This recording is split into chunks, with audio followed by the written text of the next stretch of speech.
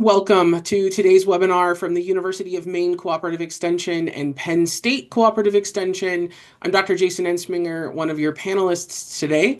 We'd like to welcome you to this session on agritourism in Maine. We'll be presenting findings from the 2024 National Agritourism Producer Survey from Maine respondents.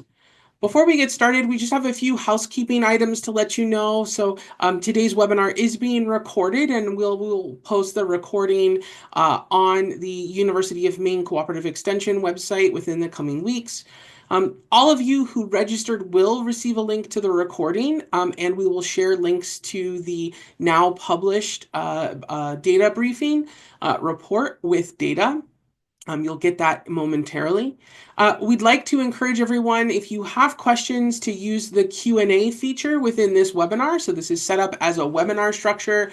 And so the Q&A feature is the way to go for providing questions, because then we have a record of the questions that are asked, and we can mark those that have been answered, not answered, or that we'll have additional follow-up on.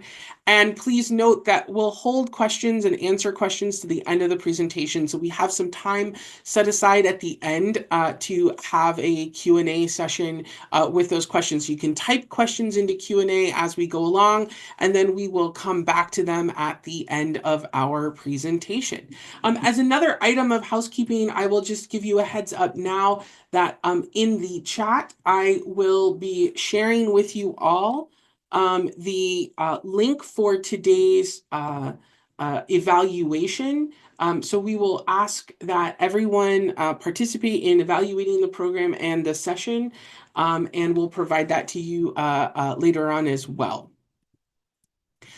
And because we are at the University of Maine system here, we do like to remind everyone that the University of Maine is an institution that values non-discrimination, and that it does not discriminate on the grounds of race, color, religion, sex, sexual orientation, transgender status, gender or gender identity or expression, ethnicity, national origin, citizenship status, familial status, ancestry, age, disability, physical or mental, or genetic information, or veterans or military status, education in any of our programs or activities. And so if you do have questions or issues on that, we provide contact information here so that we can be better at being inclusive here at University of Maine in our programs.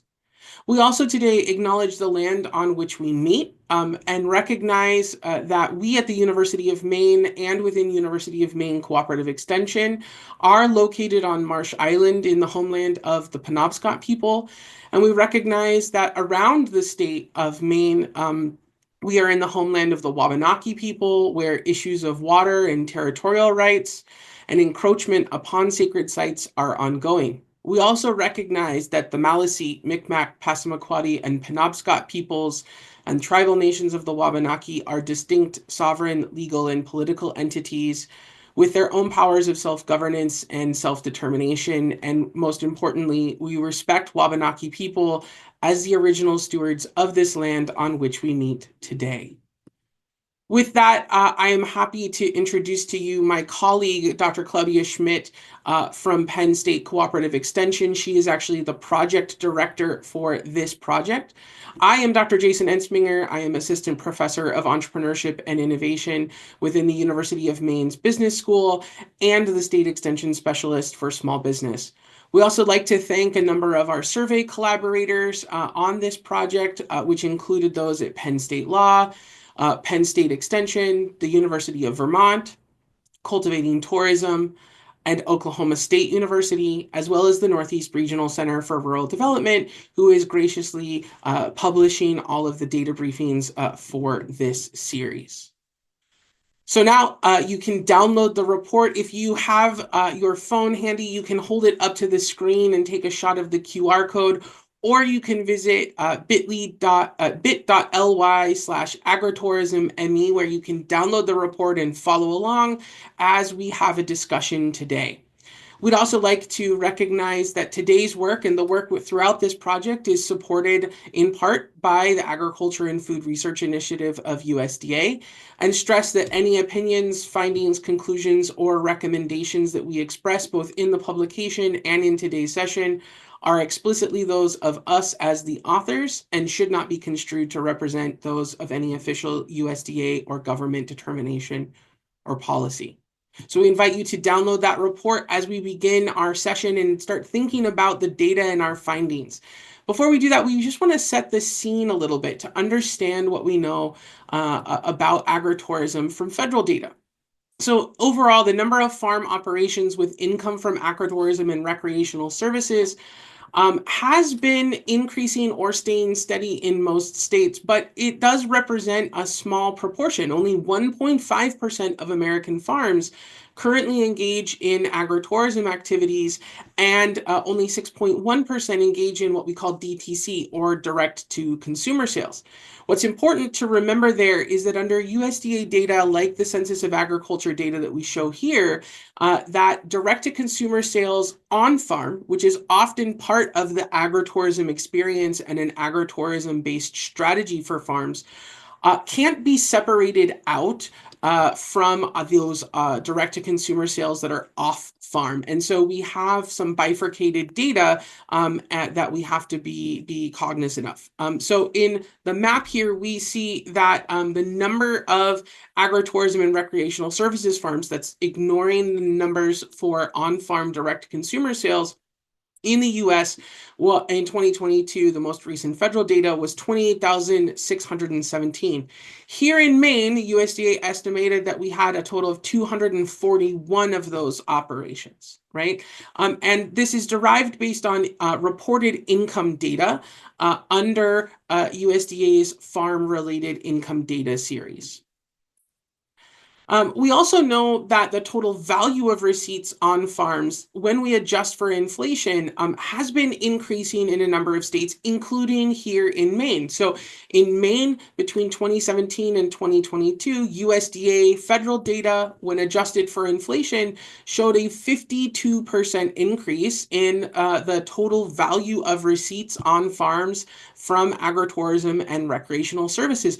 That means that Maine is one of the states where we're seeing, relatively large amounts of growth over the 5-year period from 2017 to 2022 in agritourism, which makes understanding agritourism operations and the specific behaviors and practices on them here in Maine important for understanding how we not only maintain that relative growth rate, but potentially increase it the way we see in other states. For example, in Michigan and Ohio, which had large amounts of growth, near 100%, or even in our near neighbor, Vermont, which saw 127% growth in the total inflation-adjusted value of receipts over that 5-year period.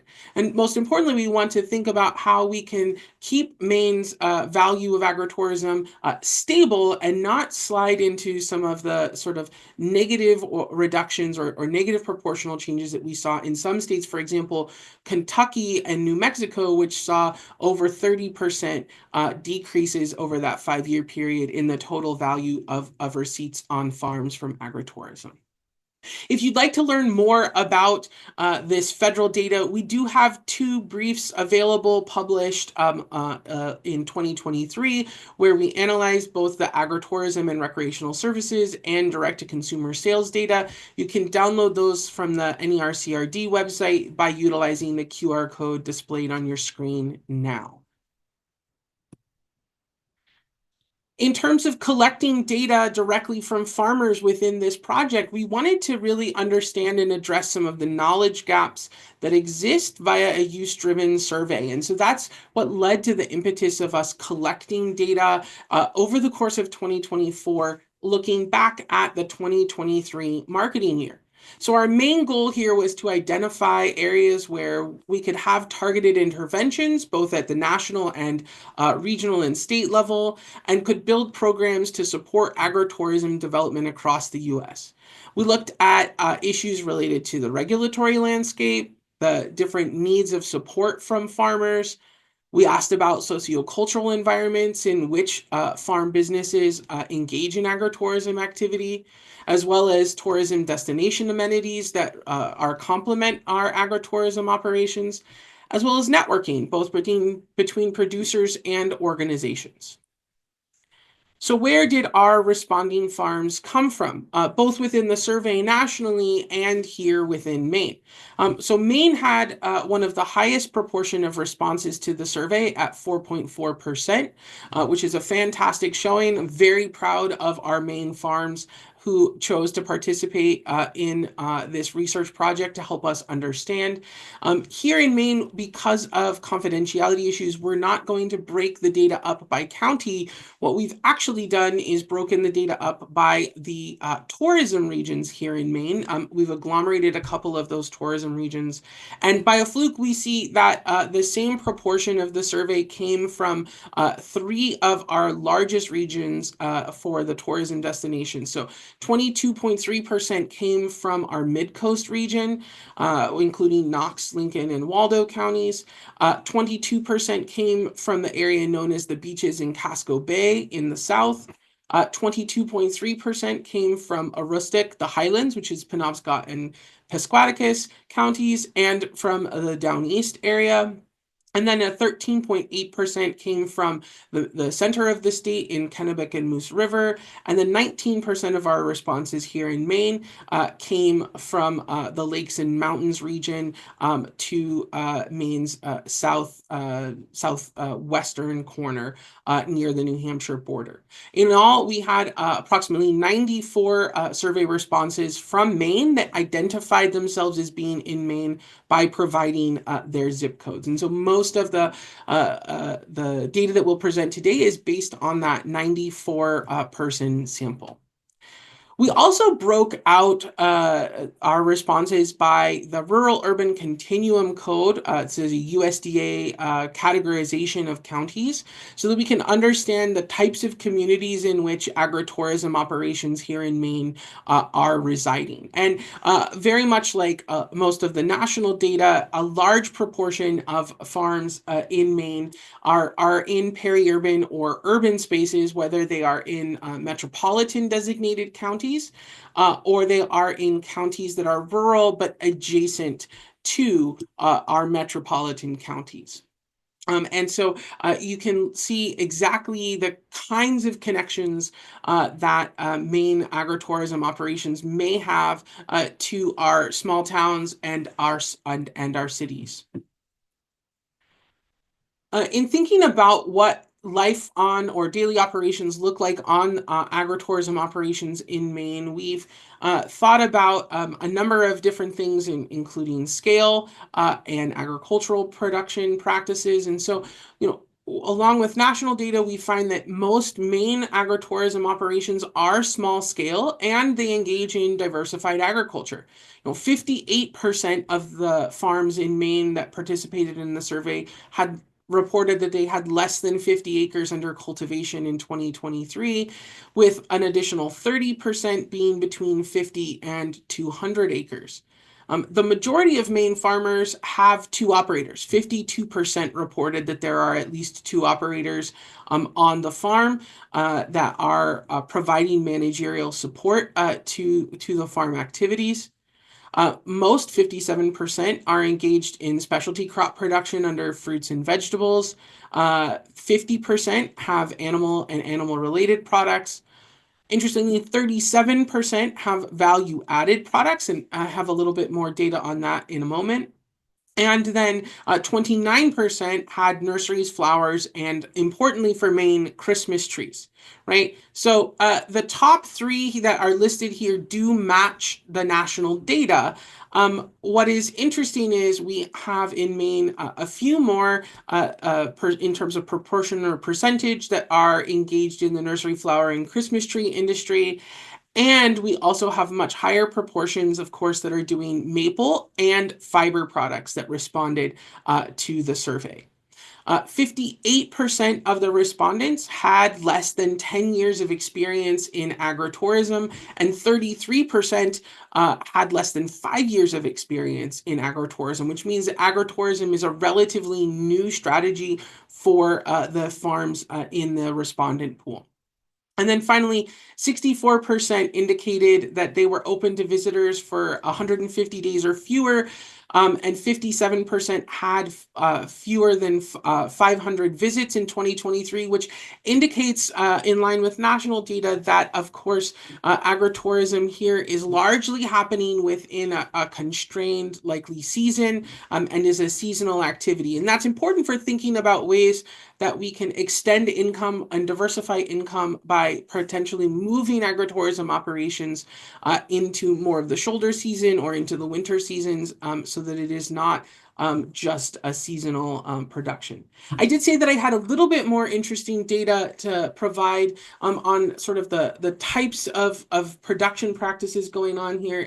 And to that, I wanted to highlight that just under 60%, 59.6% of Maine farms indicated that they had more than one type of product being grown or made on the farm. So it's just a little bit less than the national, but it is still a very high proportion, which of course indicates towards that diversified agriculture space.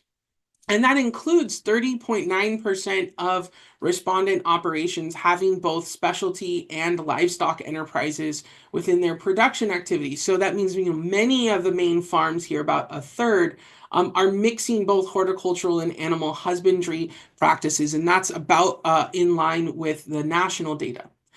Of the 35 farms that did report value-added production, so just thinking of those that are doing some on-farm processing, 71% indicated that they have fruits and vegetables on the farm as well, and 60% indicated that they had animal products. So again, even within the value-added space, those farms that are doing on-farm processing, we see mixed production practices. In Maine, we also want to think particularly about gross value of sales because we have smaller farms here. So I noted some of the information on the right-hand side about total acreage previously. I really want to focus in on this gross value of sales data. 13.8% of Maine respondents reported less than $1,000 in gross receipts from all sources on the farm for 2023. Under most national definitions, including the IRS definition, this means that a large proportion of those farms may fall under the hobby farm heading, which has specific business implications if, in fact, they do qualify under IRS standards as hobby farms. It also means that these farms may not be able to qualify for certain USDA support programs that require the threshold of $1,000 in gross sales within a marketing year in order to access them and be classified as a farm. 57.4% of the Maine agritourism operations that participated in the survey did report that they had between $1,000 and $100,000 in gross receipts, really meaning that most of our Maine agritourism operations were in this sort of lower echelon in terms of gross value of sales of the income or sales distribution among U.S. farms. And so thinking about what that means for our agritourism operations and how they're diversifying income, but also how they can utilize income diversification to potentially build into greater total values of sales categories is important. We also thought about what activities agritourism operations are providing to welcome visitors. And so the data that is provided here looks at the proportion of total respondents. This was a select all, so there can be multiple farms engaged in more than one of these activity practices here. But generally, on-farm sales of agricultural and value-added products was the most predominant activity, with just over 77% of respondents in Maine indicating that they had that, which highlights that disconnect with federal data and actual on-farm practices. This was followed by educational services as an activity, which about 2/3 of the respondents engaged in. Importantly, we indicated and we included off-farm direct-to-consumer sales as an option that farms could choose so that we could contextualize that federal data on direct-to-consumer sales. And here in Maine, we found that 39% of agritourism operations also reported this type of activity. That's not to say that we include that as agritourism activity, but just to delineate that, a large proportion of these agritourism farms are in fact engaged in those off-farm direct-to-consumer sales channels as well as the on-farm ones. And so being careful about separating those activities out when we collect data and think about building strategies for success is important. Maine also has a higher proportion compared to our national data in a number of other activities, including on-farm sales and education, as I identified, but also pick your own. So 32% nationally reported pick your own, whereas here in Maine that was just about 37%. We also have a much higher proportion of farms indicating that they offer outdoor recreation activities. So nationally, that number was 19%, but here in Maine, that number is 31.2%. And then hunting. Nationally, 10% of farms indicated hunting as an activity, whereas here in Maine, that was 18.3%. So the activities that Maine farms and agritourism operations provide are similar to national data in some ways, but we really lean into more of the outdoor recreation, hunting, and pick your own than some of the sort of wider national pool. We also want to think about how agritourism activities, those activities that are being provided to welcome visitors onto the farm, are contributing to overall profitability. So that's net of expenses. So we asked about what category, we provided respondents categories that they could respond to in terms of the total profit net income that they received from agritourism and recreational services in 2023. And we see that over a third, or 34% of Maine farms that responded to the question indicated that they had no profit, or the agritourism enterprise itself operated at a loss. So either break even or at a loss for the specific agritourism activities. And so this is important in terms of thinking about how we can help these firms make those actual enterprises more profitable, or understand the relative contribution of those agritourism activities to the holistic approach of the farm, and make sure that those agritourism activities are at least financially sustainable in some way, and not diminishing the overall profitability of the farm, while the farm may be engaged in more social and social benefit activities. A smaller proportion of Maine agritourism operations is making more than $25,000 net profit from agritourism compared to national data, which again means most of our Maine farms are in that sort of lower bracket or set of categories of profitability. And so thinking about how we improve profitability amongst agritourism operations here in Maine is important. Moving off the farm and thinking about how the business environment affects agritourism activities on the farm was also one of our stated goals. And so we have a little bit of data on how farmers in Maine are perceiving these types of issues. So one of the issues that we asked about was rating the elements of the entrepreneurial ecosystem, utilizing the well-known community capitals framework and augmentation of that by Flora and Flora. And we find that, like national data, financial capital was seen as the most challenging for Maine farmers, followed by political or governance capital, and built capital such as physical infrastructure like roads, bridges, etc.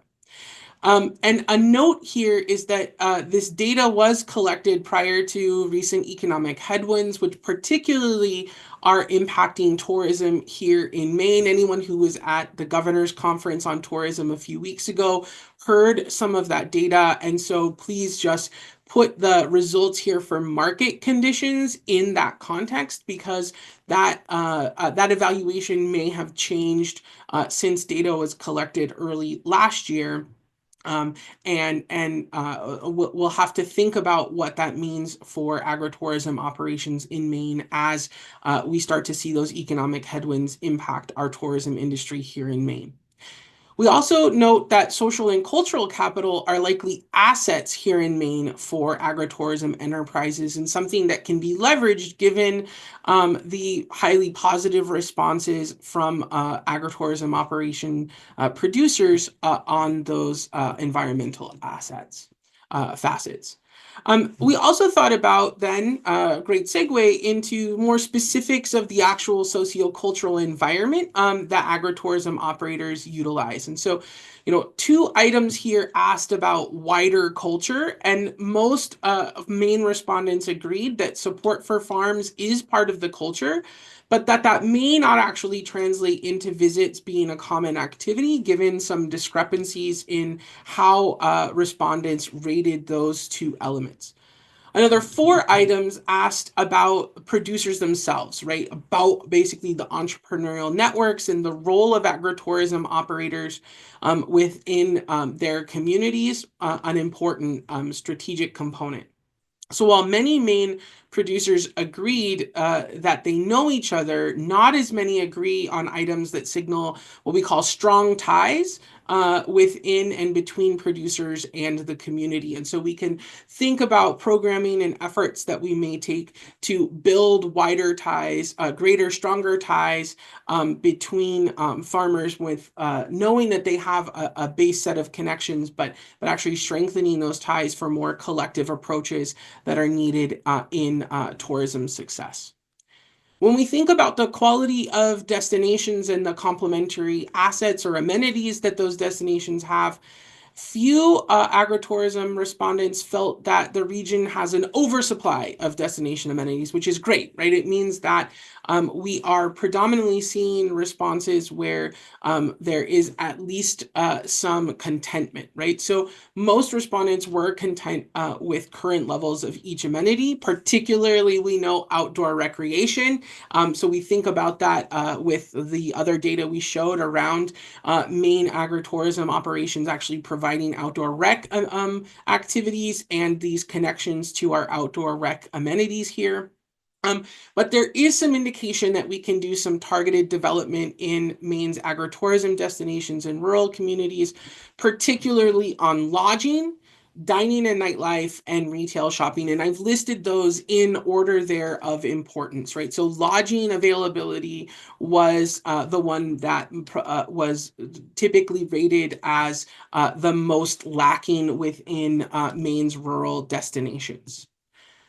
And then we can also think about the regulatory challenges that our producers here in Maine are facing. And so we provided a number of pre-populated elements as well as an open select item where people could write in regulatory landscape attributes that were challenging to them. So in relative terms, the good news is Maine actually appears to have a very welcoming regulatory landscape for agritourism compared to other states and the national pooled data. The least challenging item amongst Maine respondents was having an official definition of agritourism, which we do have in statute here. The most challenging was food safety requirements, civil liability, and then being designated as a retail site or specific building code enforcement. And so we can think about both programming, but also policy changes that may be taken to improve the status of Maine agritourism operations in facing and dealing with those regulatory challenges. That allows us to think more about liability, which I will turn the podium over to my colleague, Dr. Schmidt. Thank you, Jason. So I will talk about the responses we received about regulations, liability protection, and support. Before we get into the, now it's working.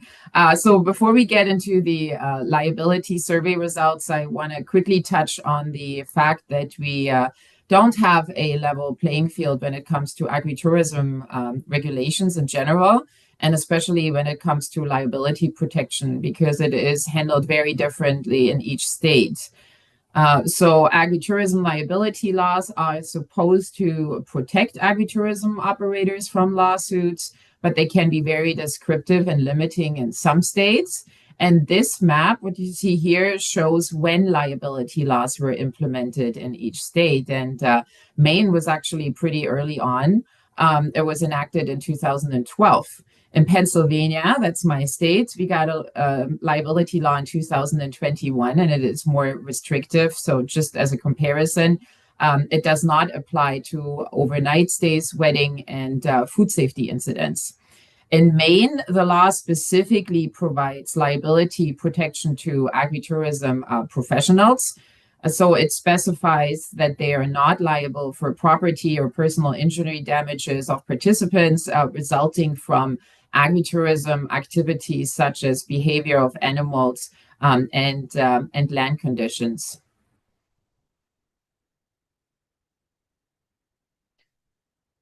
In order to take advantage of the liability protection, operators must place a sign prominently on their property. So you can see what has to be written on the left. I'm not going to read it to you.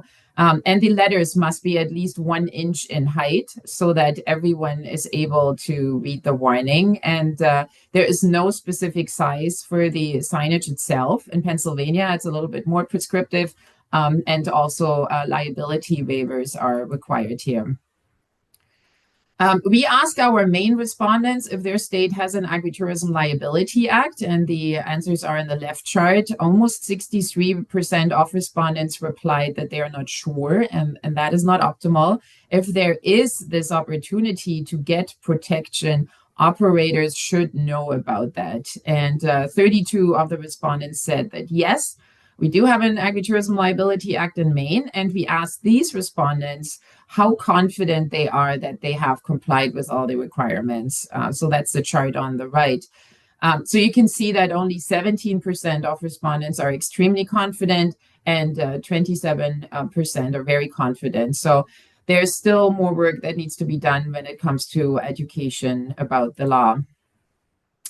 There are a number of things that operators can do to protect themselves from liability issues, and signage is a good entry point because it is not very costly, especially if you can set it up yourself. So when you do have a liability law in place, it can be very descriptive. For example, in some states, if it does not meet the requirements, producers may not be protected by the law. Of our Maine respondents, 64% use signage. At the national level, it was only 57%. 44% have their staff trained. In comparison, at the national level, it was 47%. And 35% of respondents indicated that they have a safety checklist in place. And about 30% responded that they use no specific practices. We all know that liability insurance is very important. We've also heard that that insurance costs increased a lot over the last year. So it takes a lot of effort to keep up to date, make sure that the insurance provider knows what agritourism is. However, 71% of operators said they had insurance, which is great.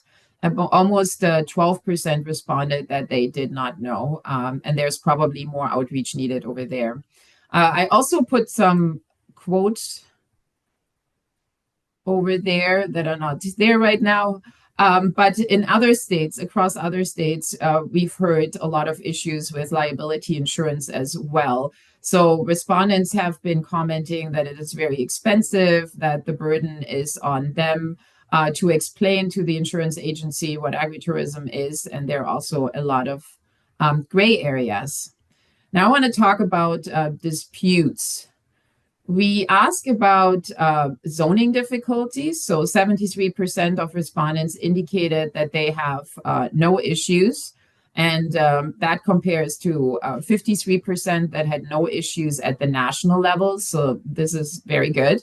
16% indicated some difficulty, and only 1% said that they have significant difficulty. And Maine is a bit different from other states. It has a long tradition of home rule. but state statutes limit home rule powers for land use, building, and energy, and that is probably why we see these more positive numbers. Now moving on to disputes, 71% of our respondents in Maine indicated that they have not experienced any disputes, which is great. The highest amount of disputes is related to disputes with neighbors regarding to noise and smell, followed by issues with participants and disputes with neighbors regarding property lines. One option to support agritourism operators when they have disputes is a mediation service, and not many know about this, so I wanted to mention it. We have a fantastic mediation service here at Penn State, and there are actually 43 state programs out there. So if any operator has issues, mediation is a good first start. In Maine, you can contact Lucy West, who's the Maine Agriculture Mediation Director, and her colleagues Bella Russo and Dr. Leslie Forstead. We asked respondents who had disputes if they had used mediation services at the national level. So I put that the graph to the left. Not many knew about it, and in Maine, only 6 respondents completed this question. So if you are working with operators, this is something you should let them know about.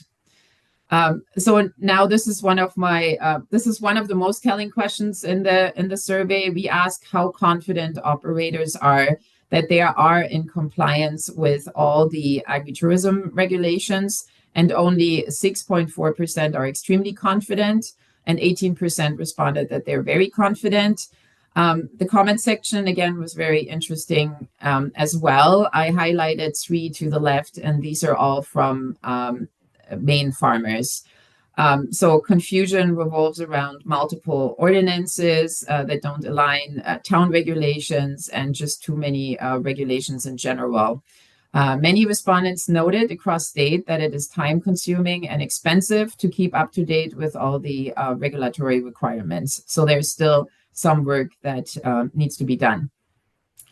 But we also had a lot of respondents across states that mentioned that they spend a lot of time following the regulatory developments and making sure that they have a good relationship with their neighbors, so developing their social capital. So here's just one example from a Maine operator, and they mentioned that they are fortunate that they live in an area that supports local agriculture.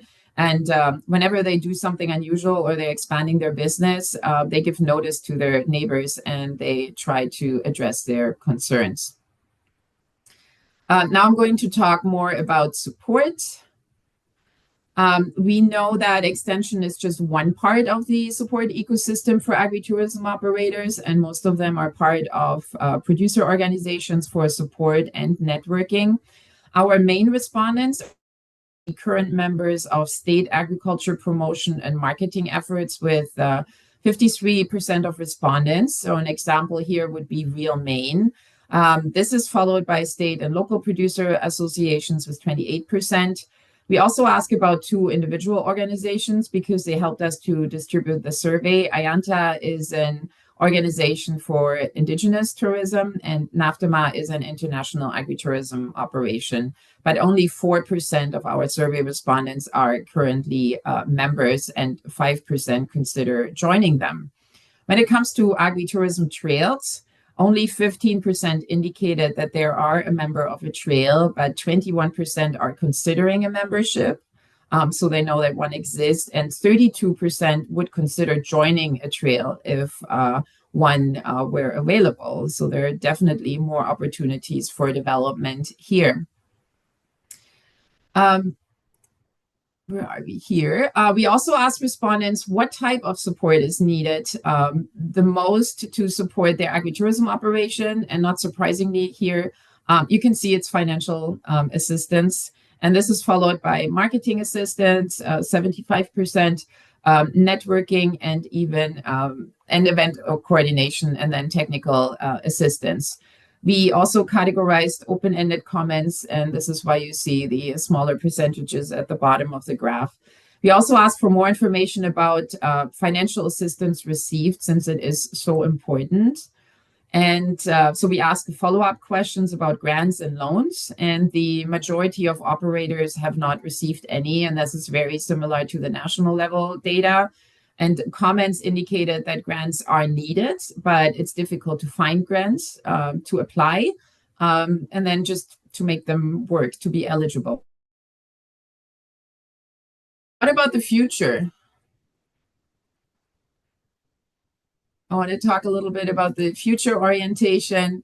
So I want to conclude with this slide before we go into recommendation.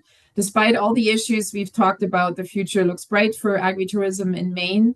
We ask the respondents how they see the next 5 years, and 54% of respondents said that they will offer more activities. 60% said that they believe that the number of visitors will increase, and 65% of operators said that they believe that their profit will increase.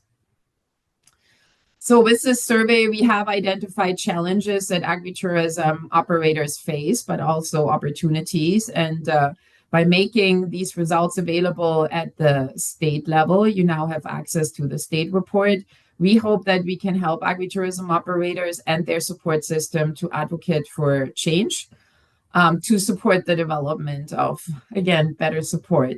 So our recommendations are to enhance regulatory guidance, as this is something the majorities of operators struggle with, to increase financial and marketing support. That's something that cooperative extension can support as well, especially when it comes to marketing, to facilitate the development of networks and regional partnerships. And here, important for Maine is the focus on bridging coastal and inland spaces. And where possible, engage agritourism operators in policy advocacy so that any changes that are made will support agritourism businesses and rural development. And this is the end of our presentation. As Jason mentioned, we also have an evaluation set up for this webinar. It would be great if you could please take the time and fill it out, and we would be happy to answer any questions you might have. Thank you.